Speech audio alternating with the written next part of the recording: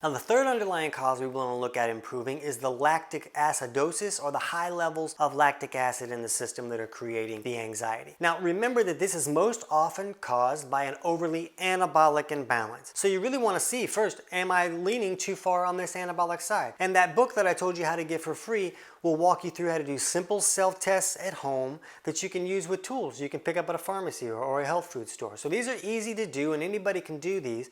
And one of those tests is urine and saliva pH. And when we see those pHs close together, like maybe the urine is 6.3 and the saliva is 6.5, when those are close together like that, that's a possible marker for an overly anabolic imbalance. So those are one of those things that you can just kind of watch and see, am I taking steps to correct this? Am I moving in the right direction? And you can work with your body instead of against it. So if you do see that you're leaning too far on this anabolic side, we want to take steps that can push you out of that imbalance. One step you can take is like eating hard-cooked eggs in the morning, like scrambled eggs or hard-boiled eggs.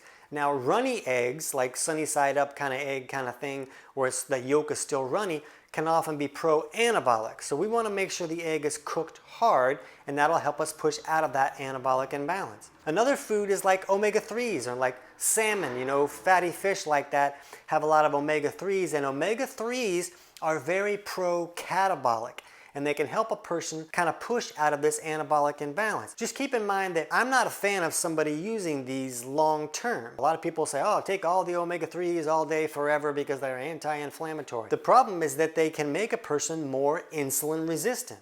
So if you're using these for a long time, then you could push yourself insulin resistant, and now you could deal with that issue that we talked about at the beginning, where you don't have the right oxygen utilization issues because you're not processing glucose correctly. You could have anxiety for a totally different reason. So you want to watch your body chemistry, and using those things is fine and can be beneficial while you're trying to correct a severe anabolic imbalance. But once you correct that, then reduce that. Don't keep using that all the time every day. Maybe you just use those on occasion to keep yourself in a good balance state. Remember that this is also why we hear about so many people benefiting with their anxiety from taking magnesium. Magnesium is the most pro-catabolic mineral out there for the most part, and if a person takes magnesium in the morning, it'll help push their body more into that catabolic state during the day when they should be in a catabolic state. Just don't take magnesium at night like so many people suggest. So magnesium can be beneficial if you're leaning too anabolic, but if you also have that issue of appearing to have low minerals, then magnesium can be a double whammy good shot, because it's not only pushing you less anabolic, it's also lifting your mineral levels.